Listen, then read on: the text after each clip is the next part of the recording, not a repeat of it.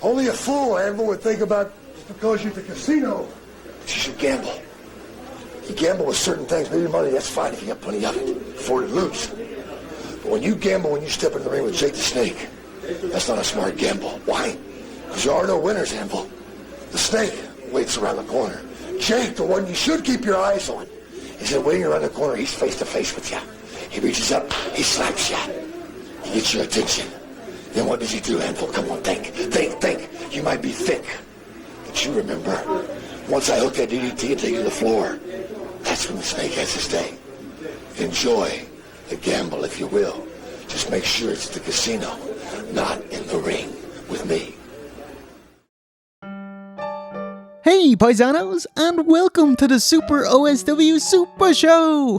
And by that I mean hello, and welcome to the director's commentary for OSW 100. Sorry for the wanky name, but I don't have a more descriptive one, as it combines behind the scenes, pointing out Easter eggs, deleted scenes and such. What else could we call it? OSW 100 bonus disc? OSW 100 appendices? Anyway, if you have a better one, please put it in the comments below.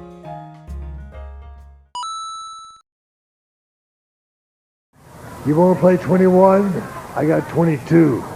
Episode opener. I went back and forth on the intro. I needed to show the Jake promo to let people know it's this pay-per-view, but I also wanted to let you know it's not going to just shit on him, so I showed his corresponding AEW promo line right after. I also considered adding his not coked out promo from the pre-show, but it might confuse people if there's no explanation. OSW 100 intro. The Minecraft Macho footage was rendered by Kevin Nguy. I think it's pronounced Kevin Win, maybe. This was sorted in November 2020. Originally, I thought it'd be cool for WrestleMania 11, but it felt so big, especially combined with the music, it would make for a perfect OSW 100 intro. You can still see its influence in the WrestleMania 11 space intro, so it's just like a different space intro. WrestleMania 11 has an Avengers Hulk Thanos vibe, which was a subtle nod to Kevin's Avengers Minecraft intro, which is how I was introduced to his work. Ryan Probert, Ryan's audio. This acceptable in the 80s infused song was first used during our Watchmen review. I think maybe because it wasn't played long enough for people to realise it was an OSW song and not the original I'm not saying that again, Philip Glass track, which has been used twice before on OSW for the Series 91 ring setting up time-lapse intro and the Cena and Orton 20 matches yeah, for 20 years actually, yeah. It's my kind of passage of time song. Anyway, I wondered if anyone would note the fun name I put on it in the credits, Watch Penis. And Ryan actually shouted at me demanding a full inquiry. Love you, mate. Originally, I had the almost 3-minute full track as the intro, but OSE and V1 said it was a bit too long for an episode intro, so I trimmed it down. But you can see the full version at the end of this deleted scenes vid, or you can watch it in 4K HD as a separate video that I've uploaded.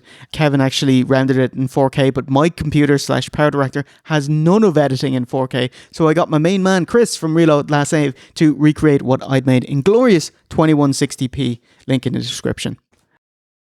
Poll. WrestleMania 11 was episode 97, so for the run-up to OSW 100, I thought it'd be cool for each of us to pick what we wanted to review most as kind of a thank you for being around this long. So I picked SWS versus WWF watch-along, a watch-along because it was way easier editing than a regular OSW episode, and I wanted to check it out. And it's one of those pay-per-views that I could do a watch-along with because, WWE would be quite difficult to wrangle doing an entire show. OSC chose The Hobbit, which was amazing. You could hear OSC, he talks the most out of any episode we've ever done in that one. And V1 chose AEW Farty Pyro, Revolution 2021, because he wanted me and OSC to watch and review an AEW show. And OSW 100 here would be a fan vote, Heroes of Wrestling. You might wonder how we got the episode out so quickly. From V1 announcing it to the release was 13 days. The answer is we recorded it the previous week. The other options, NWO, Hogan and TNA, Redux, all WWF shows. I bet on Others would rather them as their own arc, or they wouldn't be as popular because Heroes of Wrestling is infamously bad. So I felt pretty safe choosing it. Jesus, it actually ended up being a much tighter voting than I'd expected, but whew, Heroes of Wrestling pipped it. And I really wanted OSW 100 out by the end of the month, so I stopped production on everything else to work on it. And so it was written, and so it was done. Hooray! It was actually really weird editing things as soon as they came in rather than when everything's done. It's kind of like a rolling editing. But hey, it worked. Audio. I do 4 passes of the recording session. It uses a combination of the Ophonic mix, which it kind of uses digital subtraction to remove the audio bleed from one person to another person's mic. Like if V1's laughing quite loud, it might show up on OSC's mic, that kind of thing. And there's a straight flat mix of all the audio tracks on top of each other, which just has all of the audio in the room, but it's also quite bouncy, so it doesn't sound as good. And sometimes I'll cut in just my mic or just OSC's mic or V1's. So the final episode is the best of both worlds, not the biscuits. You're wondering why don't I just use Ophonic all the time? It's because it mutes laughs. Like it's very good for speech, but if we're laughing, it usually mutes 1 or 2 persons' audio. So it sounds a bit more sterile if I just add that. So anyway, actually, I don't know if you copped it. It depends on how you watch the episode, but this one, OSW 100, featured our first ever podcast audio in stereo. What's more fitting than a bit of Creed and my own prison, my own prison? Here, I'll just splice it so you can hear. Court is in session, verdict is in. No appeal on the docket today, just my own sin. Hello and welcome to Court is in session, verdict is in. No appeal on the docket today, just my own sin.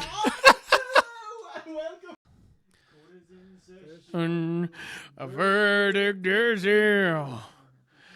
No appeal on the docket today, just my own sin. Court is in session. Verdict is in. No appeal on the docket today, just my own sin. Hello and welcome to OSW 100. This is your boy with arms wide open, and it's Jay Hunter. Join us ever with retrospective. As soon as the audio was done, I got onto Donald Kirby. He's done a ton of work for us. Recently, Spider Brett, or The Last of Us 2 Ghost Ship artwork, or the AEW retrospective artwork. Draw up some sketches based on my script, and so we had a storyboard. We go back and forth to see if there's any changes. Like, this one went quite easy, actually. It was just like little things, like change the in-demand pay-per-view logo to just in-demand. In demand, sounds like a little Jamaican fella. And he makes the final artwork, does them in layers so I can hand it off to Ruben, who can kind of animate them. He's actually joined the team recently. He dude works for National Geographic, for fuck's sake, dealing with our shitty show. Sorry to drag you down, mate. Anyway, the Last of Us 2 story time went great. So did the AW retrospective. Like, multiple people kind of singled that out to commend us for it. So sure, here's a little one for Heroes of Wrestling. Ruben's got all these mad ideas for visual flares. They're awesome, and just trying to do one per project to not overload you guys with it. But anyway, hope you enjoyed it. Hope it popped you. Artwork. Donald also did the Heroes of Wrestling Macho artwork. Since it's a straight reference, it was much easier and less complex than a completely new comic book piece, but it was perfect because I want people to know this is what the pay-per-view is. And my boy Dino did the Simpsons artwork. He kind of just does them for funsies and shows them to me. I'm like, oh my god, that's amazing. It's in. So there's Jake. And he did one with Otto as Party Marty. Thanks for making the bong more potion bottle-like, so hopefully YouTube won't give out to me about it.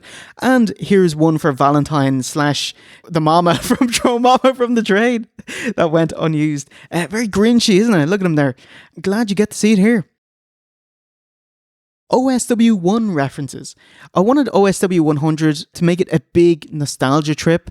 I don't know, can you be nostalgic for a show that's still ongoing? It's been 10 years, so yes. Like the show itself, seeing all the Hulkamania era lads back, Jake and Bush, Knackers, Sheik and all them, all these little OSW1 references, like using the actual image from the first billboard gag.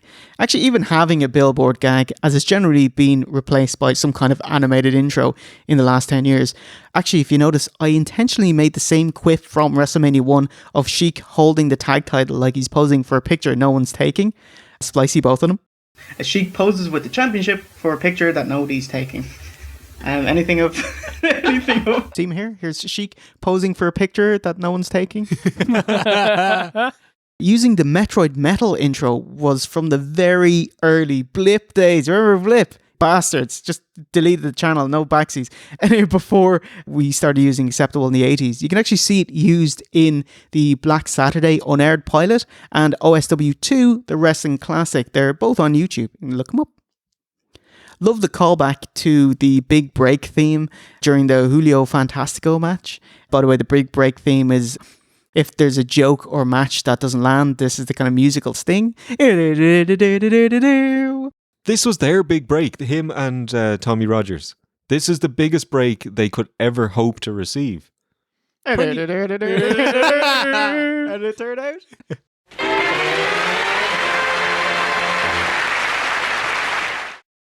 And at the end, there's a full Wrestling is Awesome intro with the South Park and the Miz 8-bit theme. Awesome! Came to the game to play. There's a price to pay. Time for you to get down on your knees. One last thing before we start the deleted scenes, AI upscale. You might notice how our Heroes of Wrestling episode, even though it's still trash quality, like it's a home VHS rip recorded live back in 1999, it looks slightly better on OSW because I use an MKV source, thank you Matthew, and used Topaz AI Upscaler, which upscales, it guesses what it would look like at a higher resolution. So it went from nasty 480p to slightly less nasty 1080p. You kind of see this deal with certain TV shows over the past few years, like Family Guy pre-HD seasons. So you can see here's what it looks in 480p from the DVD. Here's 1080p. It's not perfect, but it is much better. Works kind of great with animation because they're simple lines anyway. So it just means that Chris was working off like a 20 gig file of a kind of upscaled AI. You can kind of see what it looks like here. It's rendering frame by frame. Thanks to Bohan for his help on this.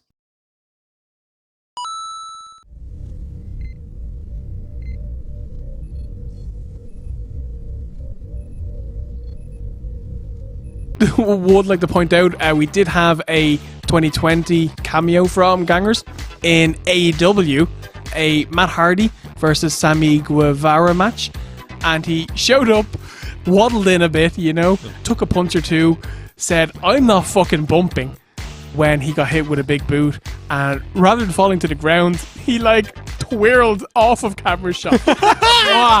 Brilliant.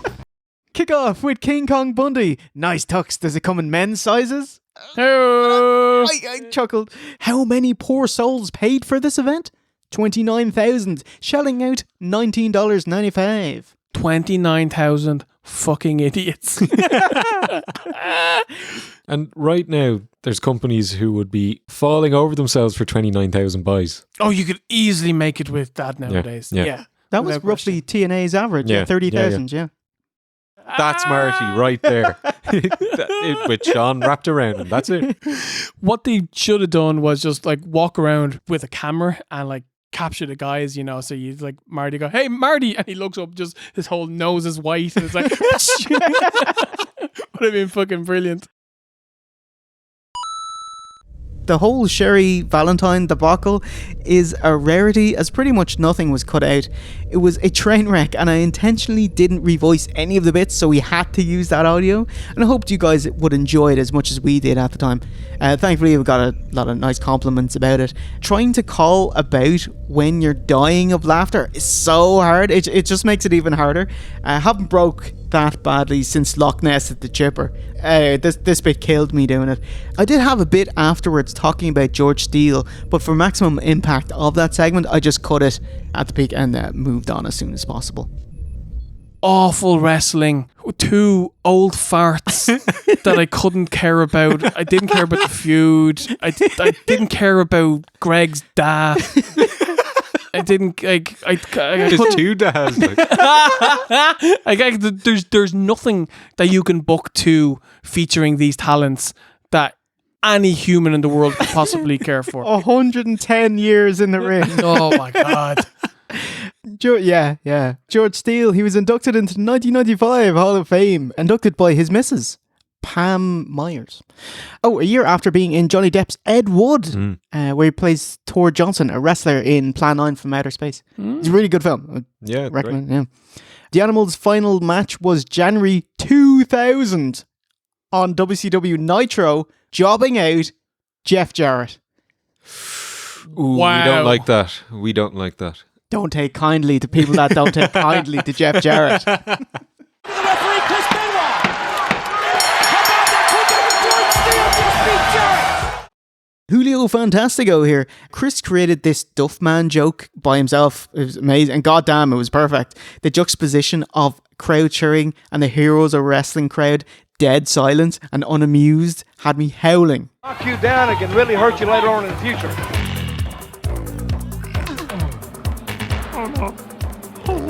Not tonight. Not tonight. Are you ready to get duffed?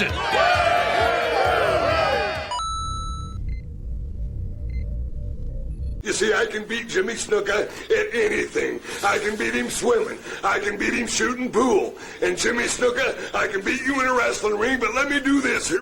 Captain Lou on Snuka says, he flies off the top like a bird, like a bee, baby. All right. How long was that rest hold?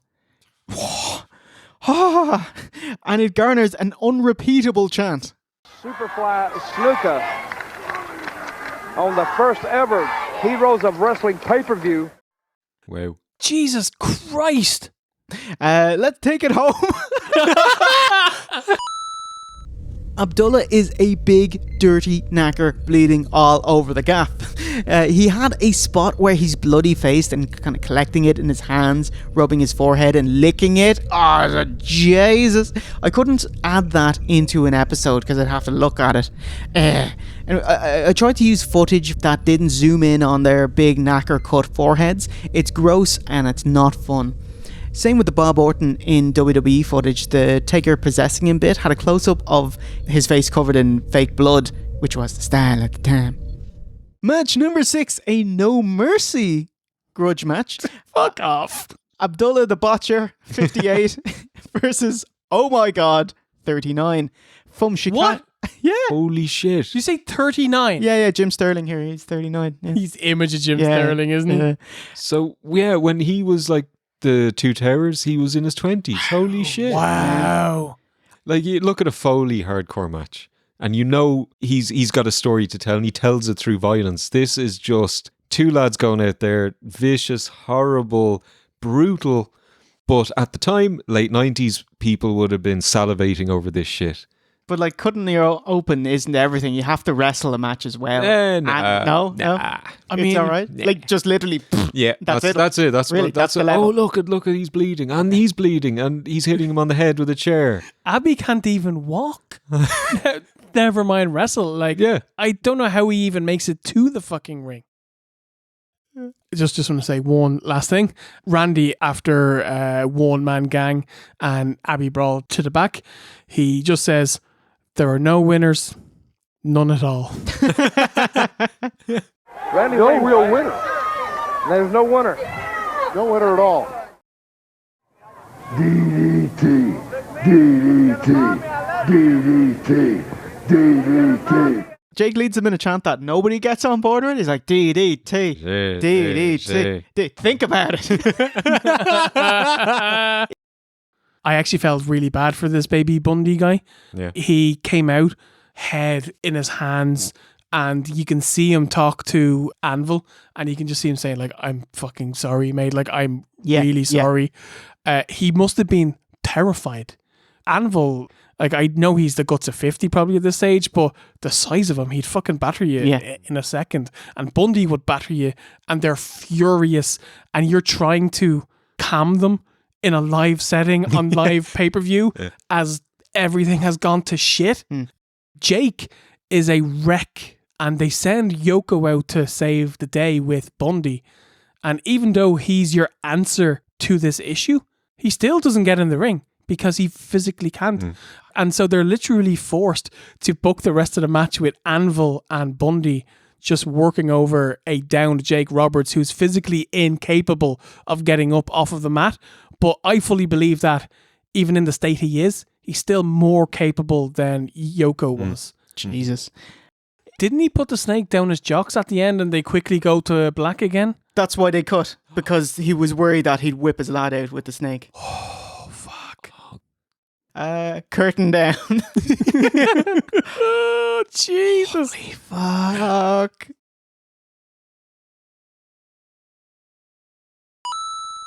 Post pay-per-view Aftermath. Thanks to Chris, who made these 2K19 PC custom characters. It's supposed to represent the past 100 episodes of OSW, like including Rubbish Ronnie Garbage from the Hulkamania era, and Jerry Lane from ECW, Umbro Knacker from Fatal Deviation, Sexy Lexi from The Next Express, Gandalf from The Hobbit. Anyway, that's what I was going for. Just about Jake, a couple of people voiced their concerns about doing Heroes of Wrestling, as the Dark Side of the Ring episode on his dad Grizzly Smith had renewed people's sadness about Jake, so I made sure to mention that we end the show on a high, talking about his rejuvenation and rehabilitation whilst covering the Resurrection of Jake film. Ending on a high is something I look to do over the past couple of episodes, kind of to cap it off on a more positive note. I think we started doing it really with Paige, and I quite like that. I was quite lucky because she actually watched that review. Fuck's sake, what are you doing watching a review of it, you big mark? But it ended up on a high, and she ended up just saying, "Oh, you guys are assholes, but you know, you're kind of nice." I was like, there you go. Wow, you've got us. There was a longer post-pay-per-view bit talking about Bill Stone Productions. Bill Stone Productions, he's the main dude, producer, and money mark for Heroes of Wrestling. But pretty much all of it was covered earlier in the show, so you just cut it out. I just want to say, Bill Stone, this dude tried his best to put on a good pay-per-view. It was sensibly priced, $19.95, and was well promoted. Legendary grudge matches settled once and for all. And the wrestlers on the card sold him on their ability. Like, they took his money and said, yeah, I can go, when they're in no physical or mental shape to do such. Like, they took him for a ride. So, you know, I don't really blame him for it, you know? So, Bill Stone, thank you for putting on this show. And if it was merely average, nobody would have remembered it. So good job with the colossal bomb. It's catnip for smarky reviewers. By the way, quick shout out to the other YouTubers who've done this. OSW were pretty much last to the party about this. But anyway, here. Wrestling with Regret, Brian Zane and Adam. Amazing one back from March 2016. Excellent, thorough, yet concise. My favourite gag of it is Adam saying, Steele looks like he's being led to the lawyer's office by his daughter to change his will. Brilliant. The Agony and the Ecstasy, the story of Heroes of Wrestling by Kim Justice from September 2017. It's an hour and a half long. Really impressed with the extended behind the scenes info, historical context and relevance to modern day.